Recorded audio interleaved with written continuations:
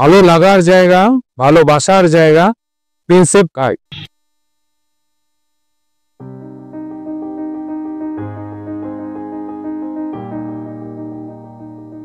প্রিয় কষ্টে কিছুক্ষণের জন্য সময় কাটাবার এক অপূর্ব জায়গা।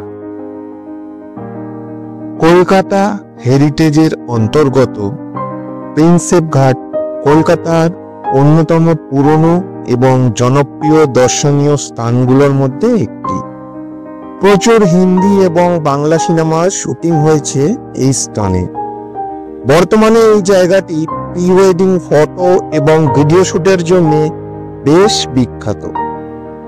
প্রিন্সেপ ঘাট ফোর্ট উইলিয়াম দুর্গের ওয়াটার গেট ও সেন্ট জর্জেস গেটের মাঝে অবস্থিত।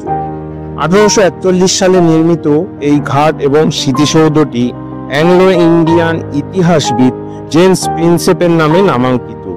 তিনি ছিলেন একজন ইংরেজ পণ্ডিত, প্রাচ্যবিদ, পুরাতাত্ত্বিক ও বিশিষ্ট ভারততত্ত্ববিদ। এশিয়াটিক সোসাইটি অব বেঙ্গলের জার্নালের প্রতিষ্ঠাতা সম্পাদক। ভারতে খরষ্টি ও ব্রাহ্মী লিপি পাঠোদ্ধারের জন্য তিনি অধিক প্রসিদ্ধ ছিলেন।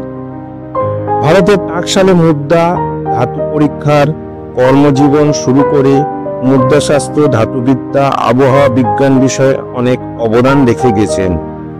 এরকম ঐতিহাসিক মানুষের নামে নির্মিত গ্রিকো গথিক স্থাপত্য ও হুগলি নদীর পাড়ে নির্মিত ঘাট এখানকার মূল আকর্ষণ। এই প্রিন্সেপ ঘাটে আসতে চাইলে আপনি বাস ধরে এখানে চলে আসতে পারেন। বাবুঘাট বাস স্ট্যান্ড থেকে দূরত্ব 2 কিলোমিটার। হাওড়া থেকে ফেরি পার করে চাঁদপাল অথবা বাবুঘাটে নেমে এখানে একই রকম ভাবে চলে আসতে পারে। আর এই ঘাটের পাশেই অবস্থিত প্রিন্সেপ ঘাট রেল স্টেশন, যা চক্র রেলের মাধ্যমে সংযুক্ত। দমদম ও মাঝেরহাট রেল স্টেশন থেকে এখানে চক্র রেলের মাধ্যমে পৌঁছতে পারে। তো আমরা এখন একদম সৌন্দর্যায়িত নদী তীরে পৌঁছবো। 2012 সালে 24শে মে প্রিন্সেপ ঘাট থেকে বাজে কদমতলা ঘাট পর্যন্ত 2 কিলোমিটার পথে সৌন্দর্যায়িত নদী তীরের উদ্বোধন করা হয়। আর এই অংশে আপনি আলোকমালা, বাগান, সুন্দরভাবে হাঁটার পথ, ফোয়ারা দিয়ে সাজানো এবং আছে প্রচুর বসার জায়গা, প্রচুর গাছপালা যা সুন্দরভাবে সাজানো। আর এই 2 কিলোমিটারের সবটাই পার বাঁধানো। পরন্ত বিকেলে এখানে বসে সূর্যাস্ত দেখার মজাটাই আলাদা।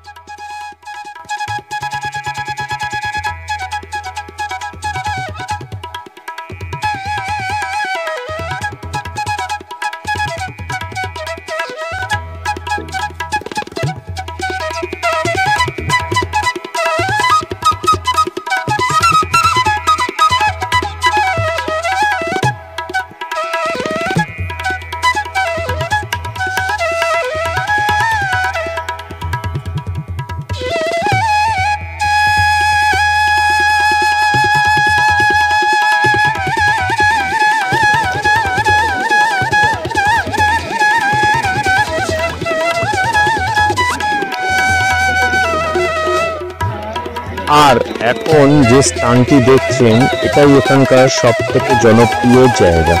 এখান থেকে নৌকা করে আপনি নদীবক্ষে এসে বেড়াতে পারেন। 400 টাকা করে নেয়, 8 ঘন্টা চড়ায়।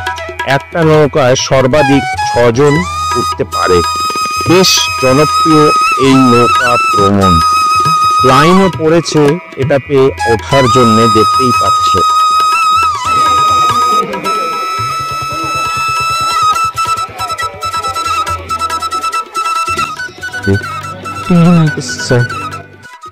নদীর পাড়ে বসে সূর্যোদয় দেখা, চাইলে আপনি নদীর মাঝামাঝি গিয়েও এই সূর্যোদয়টা দেখে নিতে পারেন। এখানে এসে আপনি বিভিন্ন রকম অনুভূতি ও অভিজ্ঞতার সাক্ষী হয়ে যাবে। দেখবেন কেউ গাইছে, কেউ নাচছে, কেউ ঘুরছে, কেউ খাচ্ছে, আবার প্রেম করতেও দেখবেন অনেককে। এখানে কেউ কারোর বিরক্ত করে না। সত্যিই অনেক সুন্দর এই প্রিন্সেপ ঘাট। ফুড গ্যালারির সামনে এখান থেকে পরপর যে দোকানগুলো দেখতে পাচ্ছেন, এখান থেকে পরপর সাজিয়ে দোকানগুলো, মোটামুটি খাবারের দোকান আছে। এখান থেকে এসে চাইলে আপনারা আপনাদের মনের ইচ্ছা মতন খাবার এখানে পেয়ে যেতে পারেন।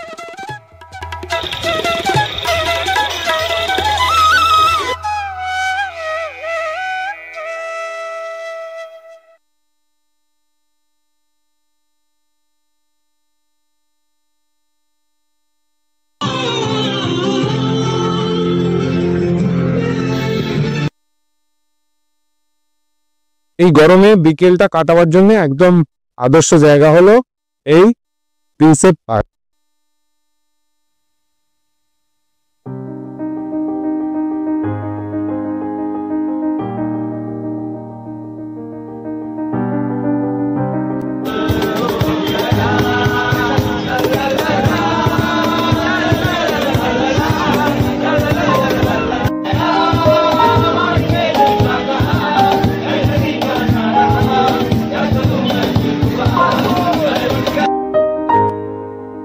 এখানে দ্বিতীয় বিশ্বযুদ্ধের সময়কার একটা জেটি ঘাটও আছে, যার নাম ম্যান ওয়ার জেটি, তবে সেখানে আপনি প্রবেশ করতে পারবেন না।